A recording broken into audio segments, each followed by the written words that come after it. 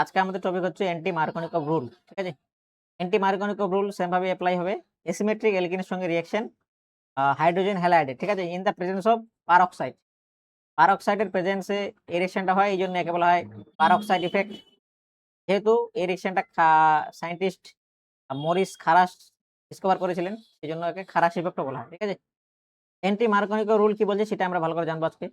এখানে according to anti Markovnikov rule এখানে বলা হয়েছে যে in the presence of peroxide, এই যে HBr টা আছে হাইড্রোজেন হ্যালাইড, এই যে ব্রোমিনটা আছে বিআরটা, এই বিআরটা এড হবে সেই কার্বনে যেটাতে বেশি হাইড্রোজেন আছে। তার মানে এখানে প্রোডাক্টটা পাবো আমরা H2। ঠিক আছে? তার মানে ব্রোমিনটা এড হলো যেই কার্বনে বেশি নাম্বার অফ হাইড্রোজেন আছে, আর হাইড্রোজেনটা এড হলো যেই কার্বনে কম নাম্বার অফ হাইড্রোজেন ছিল। মার্কোনিক রুলে উল্টো ছিল। মার্কোনিক রুল অনুযায়ী যদি আমি এখানে প্রোডাক্ট বের করি, তাহলে H প্লাসটা এড হচ্ছিল সেই কার্বনে যেটাতে বেশি হাইড্রোজেন ছিল, আর ব্রোমিন মাইনাসটা এড হচ্ছিল সেই কার্বনে যেটাতে কম হাইড্রোজেন ছিল। তাই মার্কোনিক রুল অনুযায়ী প্রোডাক্ট হবে এটা। ঠিক আছে? যেহেতু মার্কোনিক রুলের রিভার্সে আমরা প্রোডাক্ট পাচ্ছি, তাই তো? তাই সেই কারণে এটাকে বলা হয় অ্যান্টি মার্কোনিক রুল। ঠিক আছে? এবার এটা কি করে হচ্ছে, এর মেকানিজমটা ভালো করে আমরা ডিটেইলস আলোচনা করব। ঠিক আছে?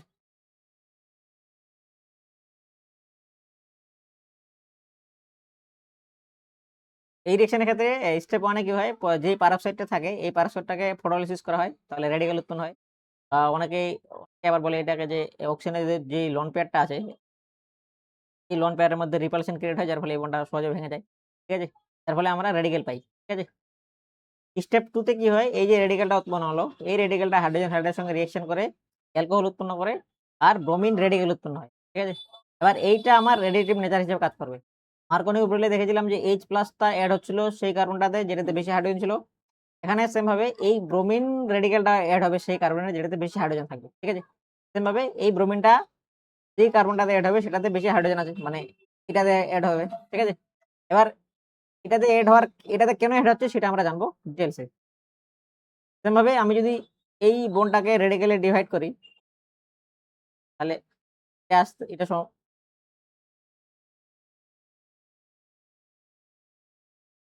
তাহলে এর মাথায় একটা রেডিক্যাল উৎপন্ন হবে, এর মাথায় একটা রেডিক্যাল উৎপন্ন হবে। ঠিক আছে?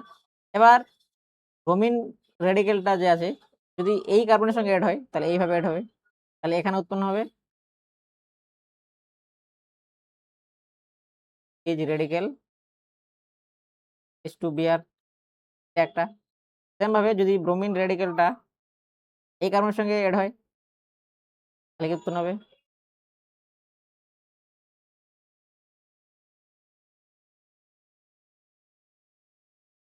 একটা রেডিক্যাল।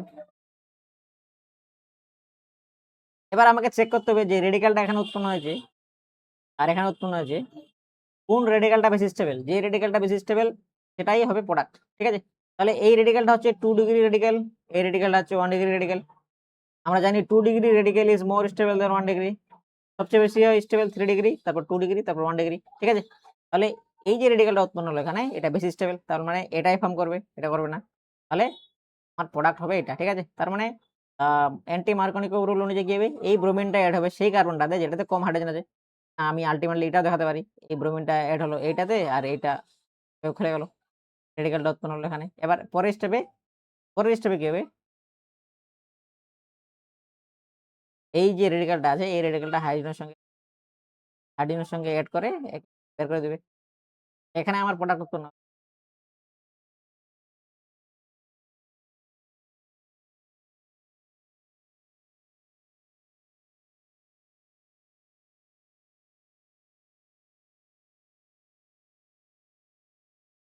ক্লিয়ার? ঠিক আছে? তাহলে এটা হচ্ছে ফাইনাল প্রোডাক্ট। ঠিক আছে? কেন হচ্ছে, এখানে মেইন পয়েন্ট হচ্ছে, ইম্পোর্টেন্ট পয়েন্ট হচ্ছে we have to check stability of free radical। যেই রেডিক্যালটা যে বেশি স্টেবল হবে সেই রেডিক্যালটা দিয়েই প্রোডাক্ট উৎপন্ন হবে। ঠিক আছে? তাহলে এটা ছিল অ্যান্টি মার্কোনিক রুলের কমপ্লিট মেকানিজম। ঠিক আছে? এবার এখান থেকে কয়েকটা পয়েন্ট আমরা দেখবো, ইম্পোর্টেন্ট পয়েন্ট। ইম্পোর্টেন্ট পয়েন্ট ছিল যে কি, এটা ফ্রি রেডিক্যাল এডিশন রিঅ্যাকশন। ঠিক আছে? এটা তো দেখতে পেলাম। Free radical intermediate in the রিঅ্যাকশনের মধ্যে যে ইন্টারমিডিয়েটটা উৎপন্ন হয়েছিল সেটা ফ্রি রেডিক্যাল ইন্টারমিডিয়েট ছিল। ঠিক আছে? এখানে এই দুটো point very very important. Applicable mainly to HBr, শুধুমাত্র যতগুলো হাইড্রোজেন হ্যালাইড আছে শুধুমাত্র এইচবিআর অ্যান্টি মার্কনিকভ রুলের জন্য অ্যাপ্লিকেবল, ঠিক আছে? Does not ochre with HF, HCL, HI. কেন হয় না এটা আমরা একটু পরে জানবো ডিটেলসে। আর এই পার্টটা হচ্ছে ভেরি ভেরি ইম্পর্টেন্ট, ঠিক আছে? এখান থেকে খুব বেশি কোশ্চেন আছে। তাহলে একবার দেখে নিই যে মার্কনিক আর অ্যান্টি মার্কনিক রুলের মধ্যে পার্থক্য কি হচ্ছে। In the presence of peroxide anti Markovnikov rule, আর যদি পারক্সাইড প্রেজেন্স না থাকে তাহলে মার্কনিকভ রুল। মার্কনিকভ রুল অনুযায়ী কি ছিল, H+ আর Br- যেটা উৎপন্ন হচ্ছিল, H+ টা এড হচ্ছিল সেই কার্বনটাতে যেটাতে বেশি হাইড্রোজেন ছিল, মানে এটাতে এড হচ্ছিল, আর ব্রোমিনটা এটাতে, তাহলে এটা প্রোডাক্ট পাচ্ছিলাম। আর অ্যান্টি মার্কনিকভের ক্ষেত্রে উল্টো, এখানে যে Br রেডিক্যালটা উৎপন্ন হবে, এই Br রেডিক্যালটা এড হবে সেই কার্বনটাতে যেটাতে বেশি হাইড্রোজেন আছে, মানে এটাতে এড হচ্ছিল। তাহলে এই দুটা প্রোডাক্ট হচ্ছে মার্কনিকভ রুল আর অ্যান্টি মার্কনিকভ রুলের দ্বারা আমরা পাচ্ছিলাম, ঠিক আছে? এবার এখান থেকে একটা ইম্পর্টেন্ট পয়েন্ট হচ্ছে এই দুটো যে প্রোডাক্ট উৎপন্ন হচ্ছে এই দুটো প্রোডাক্টের মধ্যে রিলেশন কি, ঠিক আছে? এবার এই দুটো প্রোডাক্টকে বলা হয় কনস্টিটিউশনাল আইসোমার অথবা পজিশনাল আইসোমার।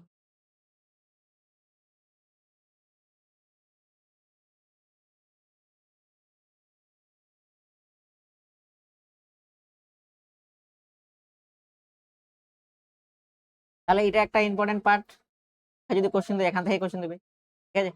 মার্কনিকভ রুল অনুযায়ী যে প্রোডাক্টটা আছে আর অ্যান্টি মার্কনিকভ রুল অনুযায়ী যে প্রোডাক্টটা আছে তাদের মধ্যে রিলেশন কি, এটা হচ্ছে কনস্টিটিউশনাল আইসোমার অথবা পজিশনাল আইসোমার। কেন পজিশনাল আইসোমার? তার কারণ হচ্ছে এই যে ব্রোমিনটা আছে এটা তোমার নাম্বার কার্বনের সঙ্গে আছে, আর এই ব্রোমিনটা আছে 1 নাম্বার কার্বনের সঙ্গে আছে। পজিশনের ডিফারেন্স আছে এই কারণে পজিশনাল আইসোমার অথবা কনস্টিটিউশনাল আইসোমার বলা হয়। ক্লিয়ার? এবার আমরা কয়েকটা কোশ্চেন প্র্যাকটিস করি, তাহলে আমাদের ক্ষেত্রে আরো বুঝতে সুবিধা হবে। সেম ভাবে এখান থেকে যে ব্রোমিন রেডিক্যালটা উৎপন্ন হবে, আর রেডিক্যাল, এই রেডিক্যালটা অ্যাড হবে সেই কার্বনে যেটাতে বেশি হাইড্রোজেন আছে, এটাতে এইভাবে চলে যাবে H3, H2, H2, Br, তাই তো? এটা প্রোডাক্ট। সেম ভাবে এখান থেকেও Br রেডিক্যাল উৎপন্ন হবে, এই Br রেডিক্যালটা অ্যাড হবে এই কার্বনটাতে, আর এটা চলে যাবে এখানে আবার রেডিক্যাল উৎপন্ন হবে, এই রেডিক্যালটা আবার ফার্দার হাইড্রোজেনের সঙ্গে রিঅ্যাকশন করে হাইড্রোজেনকে নিজের সঙ্গে অ্যাড করে নেবে, ঠিক আছে? এটা আলটিমেটলি উৎপন্ন হবে H3, H2, Br। এখানে পিএইচ আছে, তার মানে আমরা যে মেকানিজমটা দেখলাম, এখানে রেডিক্যালটা উৎপন্ন হবে আর এখানে রেডিক্যাল উৎপন্ন হবে। এই রেডিক্যালটা অনেক বেশি stable due to presence of benzene ring, তার মানে এখানে রেজোন্যান্স দ্বারা স্টেবল হচ্ছে, এই কারণে এই কার্বনের মাথায় রেডিক্যাল উৎপন্ন হবে, ঠিক আছে? তার মানে এই রেডিক্যালটা বেশি স্টেবল, এই কারণে ব্রোমিনটা এটাতে অ্যাড হবে, ঠিক আছে? যেটা আমরা মেকানিজমটাতে দেখলাম, ঠিক আছে? We have to check the stability of free radical, ঠিক আছে? সেম ভাবে এইটা তো যদি দেখি, তাহলে এখানে যদি আমি সেম ভাবে এখানে ব্রোমিন মাইনাস বের হবে। এবার এই কার্বনের সঙ্গে আর এই কার্বনের সঙ্গে, এই কার্বনে একটা হাইড্রোজেন আছে আর এই কার্বনে কোনো হাইড্রোজেন নেই, তাই তো? সেই কারণে ব্রোমিনটা অ্যাড হবে সেই কার্বনে যেটাতে বেশি হাইড্রোজেন আছে, এটাতে অ্যাড হবে। ক্লিয়ার? এটাকে আমরা মেকানিজমের থ্রু ভালো করে আরো ভালো করে বুঝতে পারবো। যদি আমরা এটাকে রেডিক্যালে ডিভাইড করি তাহলে এই পজিশনে একটা রেডিক্যাল উৎপন্ন হবে, এই পজিশনে একটা রেডিক্যাল উৎপন্ন হবে। এবার কোন রেডিক্যালটা বেশি স্টেবল? এই রেডিক্যালটা 1 2 3 ডিগ্রি রেডিক্যাল, 3 ডিগ্রি রেডিক্যাল, এটা 2 ডিগ্রি রেডিক্যাল, তাহলে এটা বেশি স্টেবল, তাহলে এই রেডিক্যালটা ফর্ম করবে, ঠিক আছে? এই কারণে ব্রোমিনটা এই কার্বনে এড হবে, ঠিক আছে? এটা হচ্ছে অ্যান্টি মার্কনিক ফর্মুলা পাচ্ছি, দ্য প্রেজেন্স অফ পারক্সাইড, ঠিক আছে? এবার আজকের টপিকের সবচেয়ে ইম্পর্টেন্ট পার্ট এই পার্টটা। এখানে দেখবো যে যতগুলো হাইড্রোজেন হ্যালাইড আছে শুধুমাত্র HBr অ্যান্টি মার্কনিক রুল শো করে, বাকিগুলো করে না। আর কেন করে না সেটাই নিয়ে আলোচনা করবো, ঠিক আছে? অ্যান্টি মার্কনিক রুল হওয়ার জন্য এই যে দুটো স্টেপে, এই যে দুটো স্টেপ হয় এই দুটো স্টেপকেই এক্সোথার্মিক প্রসেস হতে হবে, মানে এক্সোথার্মিক প্রসেস মানে সিস্টেম থেকে হিট রিলিজ হতে হবে, ঠিক আছে?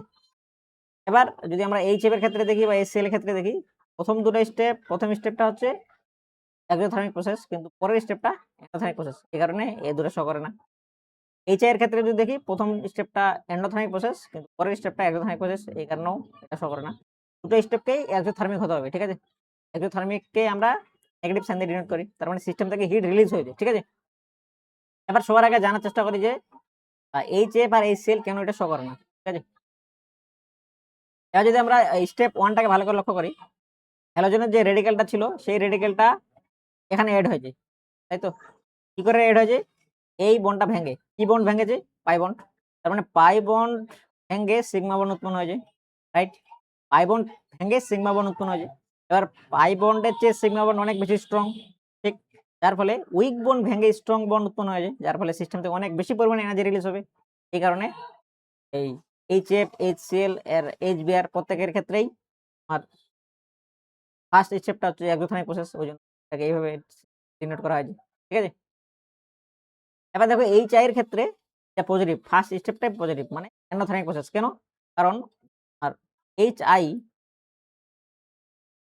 আয়োডিনের সাইজ অনেক বেশি বড় হওয়ার জন্য এদের যে বন্ডটা, ঠিক আছে, এদের বন্ডটা এই পাই বন্ডের চেয়েও অনেক বেশি উইক। হ্যাঁ, এদের যে সিগমা বন্ডটা আছে, HI এর মধ্যে যে সিগমা বন্ডটা আছে, এই সিগমা বন্ডটা এই পাই বন্ডের চেয়েও উইক, ঠিক আছে। যার ফলে তোমার এটা হচ্ছে এন্ডোথেরমিক প্রসেস, ঠিক আছে। ক্লিয়ার? বুঝতে পারলে তো? এটা ছিল ফার্স্ট স্টেপ, যেখানে দেখলাম যে হ্যাঁ, HI, HCl, HI endothermic process show করছে, HF, HCl আর HBr এক্সোথেরমিক প্রসেস শো করছে, ঠিক আছে। এবার স্টেপ 2 তে যদি আমরা দেখি, স্টেপ 2 তে কি হচ্ছে? এই যে হাইড্রোজেন হ্যালাইড আছে, এই হাইড্রোজেন হ্যালাইডের এই বন্ডটাকে আমাদের ভাঙতে হচ্ছে, তাই তো। ক্লিয়ার? এবার যদি আমরা হাইড্রোজেন হ্যালাইডের বন্ড স্ট্রেংথ এর অর্ডার দেখি, সবচেয়ে বেশি স্ট্রং হচ্ছে HF, HCl, HBr, তারপর HI, তাই তো। তার মানে HF এর এই বন্ডটাকে ভাঙতে অনেক বেশি পরিমাণে এনার্জি লাগবে, কারণ সবচেয়ে বেশি স্ট্রং বন্ড এটা, তাই তো। এই কারণে আর স্টেপ 2 তে এই প্রসেসটা হচ্ছে এন্ডোথেরমিক প্রসেস, কারণ সিস্টেমে আমাকে হিট দিতে হবে, হিট বাইরে থেকে হিট দিয়ে এই বন্ডটাকে ভাঙতে হবে। এই কারণে এটা এন্ডোথেরমিক প্রসেস। সেম ভাবে HCl টাও এন্ডোথেরমিক প্রসেস, ঠিক আছে। শুধুমাত্র HBr এর ক্ষেত্রে প্রথম স্টেপটাও এক্সোথেরমিক প্রসেস, পরের স্টেপটাও এক্সোথেরমিক, ঠিক আছে। আর HI এর ক্ষেত্রে এখানে HI যে বন্ডটা আছে, HI এই বন্ডটা তো অনেক বেশি উইক, তাহলে এই বন্ডটা ভাঙা তো অনেক বেশি সহজ, তাহলে ইজিলি ভেঙে যাবে, ওইজন্য এক্সোথেরমিক প্রসেস, ঠিক আছে। HBr এর বন্ডটা ভাঙতে যতটা বেশি এনার্জি লাগবে, HI এর বন্ডটা ভাঙতে অনেক কম এনার্জি লাগবে, তাই তো। তার মানে এখান থেকে এনার্জি আরো বেশি পরিমাণে রিলিজ হবে, ঠিক আছে। তাহলে ওভারঅল যদি আমরা দেখি, শুধুমাত্র HBr যেটা আছে সেটার ক্ষেত্রেই দুটো স্টেপেই এক্সোথেরমিক প্রসেস শো করছে। এই কারণে শুধুমাত্র HBr অ্যান্টি মার্গানিকভ রুলের জন্য অ্যাপ্লিকেবল। ক্লিয়ার? এটা ছিল এই ইম্পোর্টেন্ট পার্ট। এখান থেকে কিছু কোয়েশ্চেন আছে, ঠিক আছে। তাহলে এটা ভালো করে আমাকে, এটা আমরা ভালো করে বুঝলাম ডিটেইলসে, ঠিক আছে।